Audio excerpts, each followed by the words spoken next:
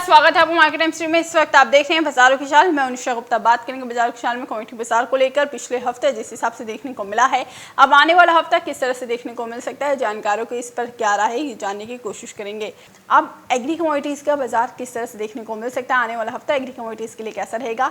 अमित जी, आपकी तरफ से क्या लगता है एग्री कमोडिटीज़ के लिए यहाँ पर आने वाला हफ्ता किस तरह से कारोबार दिखाएगा और कौन सी कमोडिटी बेहतर मुनाफा दिलाती हुई नजर आ सकती है कृषि जिन्सों के अंदर। नमस्कार। आने वाले हफ्ते में एग्री कमोडिटीज़ में क्या रुझान रह सकता है इसकी चर्चा करेंगे, क्योंकि अगले हफ्ते में लगभग सिर्फ 3 दिन कारोबारी दिन होंगे, तो एक हफ्ता जो है वो त्योहारों के वजह से एक ट्रंकेटेड या छोटा कारोबारी हफ्ता है। तो हम देखेंगे कि मंगलवार से ट्रेडिंग शुरू होगी दोबारा, और NCDX पे अगर हम चने से शुरू करें तो ये देखा गया है कि पिछले हफ्ते में लगभग 5200 से 5000 तक की गिरावट हमने आते हुए देखी है और 5000 के करीब प्राइसेस ने क्लोज भी दिया हुआ है। लेकिन आने वाले हफ्ते में और उसके बाद भी ऐसा लग रहा है कि दोबारा 5200 के जो लेवल हैं वो रीटेस्ट हो सकते हैं, यानी दोबारा दाम जो हैं वो नई ऊंचाइयों को छू सकते हैं। निचले स्तरों के हिसाब से 4850, 4800 ये एक महत्वपूर्ण स्तर है। जब तक ये होल्ड कर पा रहा है तब तक ऐसा लग रहा है कि 5200 और उसके बाद में 5350 तक भी ये तेज़ी एक्सटेंड होगी, जहाँ तक चलने का सवाल है।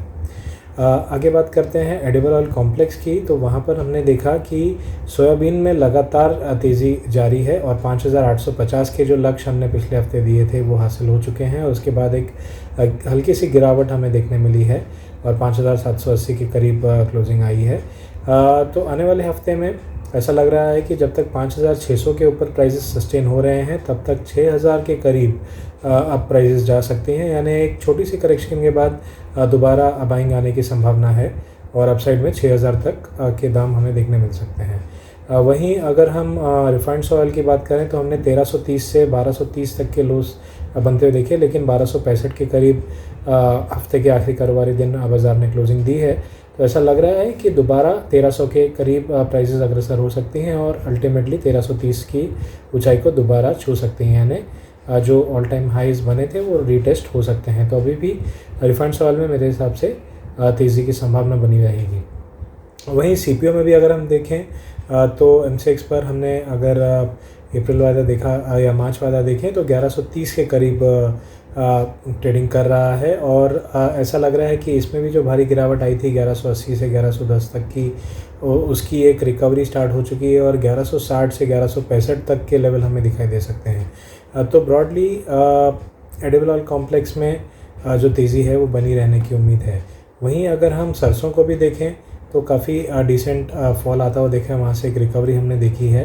तो ऐसा लगता है कि आने वाले सेशंस में दोबारा हमें 5900 से 6000 के स्तर दिखाई दे सकते हैं, तो वह सरसों में भी तेज़ी के आसार हैं। ग्वार कॉम्प्लेक्स की अगर बात करें तो आपको ध्यान होगा कि पिछले काफ़ी हफ्तों से मैं प्राइसेस में नरमी की बात कर रहा हूँ और ग्वार सीड में 3700 और ग्वार गम में 5700 के जो लक्ष्य हैं वो आने की संभावना बनी हुई है और हम देख रहे हैं कि 3700 के काफ़ी करीब अब ग्वार सीड के प्राइसेस आ चुके हैं ऑलरेडी। अभी भी 70 से 80 रुपये बाकी हैं, जो अगले हफ्ते मेरे हिसाब से जो लक्ष्य है वो पूरा हो जाएगा। वहीं अगर हम ग्वार गम की बात करें तो लगभग 5700 का लक्ष्य आ सकता है, यानी कि 2.5 से 3% की और गिरावट की संभावना बनी हुई है। तो बेसिकली सेलोन रैलीज़ का ही रुख रहेगा जब तक 6050 के नीचे प्राइसेस सस्टेन हो रही हैं। एक बार ये लक्ष्य कंप्लीट हो जाता है तो हो सकता है उसके बाद हमें शॉर्ट कवरिंग मूव आने वाले हफ्तों में दिखाई दे, लेकिन फ़िलहाल मंदी के ही आसार नज़र आ रहे हैं। मसाला पैक की अगर बात करें तो हमने काफ़ी उठापटक हल्दी में आते हुए देखी है। 9500 के बाद लगभग 7800 के करीब प्राइसेस चली गई थी और 8200 से 8250 के आसपास अभी क्लोजिंग आई है। मुझे लगता है आने वाले एक हफ्ते में 8600 तक के दाम हमें दिखाई दे सकते हैं, यानी बाइंग की रणनीति अपना के चलना चाहिए और अपसाइड में 8600 का लक्ष्य लेके चला जा सकता है। वहीं जीरे की अगर हम बात करें तो 14700 के करीब की क्लोजिंग है, 15100 के करीब के हाइज हमने देखे हैं। मुझे लगता है कि जब तक 14400 के ऊपर प्राइसेस होल्ड कर पा रही हैं तब तक जो रुझान है वो तेज़ी का बना रहेगा और अपसाइड में 15100 से 15300 की नए रिसेंट हाइज देखने मिल सकते हैं। वहीं धनिया में भी 7050 की क्लोजिंग आई है और 6800 का जो एक इम्पॉर्टेंट स्तर है वो पिछले हफ्ते होल्ड कर गया था। 7800 से हमने लगातार गिरावट देखी है। मुझे लगता है कि दोबारा धनिया के दाम बढ़त दिखा सकते हैं और आने वाले एक हफ्ते में 7300 से 7400 तक के दाम हमें देखने मिल सकते हैं। तो जो मसाला पैक है उसमें भी तेज़ी की संभावना बनी हुई है। तो ये और आखिर में अगर हम कोकुड़ या फिर बिनौला खल की बात करें तो हमने देखा है कि 2440 के करीब के दाम देखे गए थे। उसके बाद एक गिरावट भी देखी गई थी 2320 के आसपास और 2365 के आसपास की क्लोजिंग देखी गई है। मुझे लगता है कि ये जो गिरावट है ये एक करेक्शन है और दोबारा 2450 के करीब के दाम हमें देखने मिलेंगे आने वाले एक हफ्ते से 2 हफ्ते के अंदर। तो तेज़ी की संभावना अभी भी बिनौला खल में बनी हुई है। वहीं M6 कॉटन की भी बात करें तो काफ़ी बड़ी गिरावट हमने देखी है। 22,200 से लगातार दाम गिर रहे हैं। हालांकि इस हफ्ते के आखिरी कारोबारी दिन हमने देखा कि निचले स्तरों से एक उछाल डेफिनेटली देखने मिला। 20,150 के करीब से हमने एक उछाल आते हुए देखा है।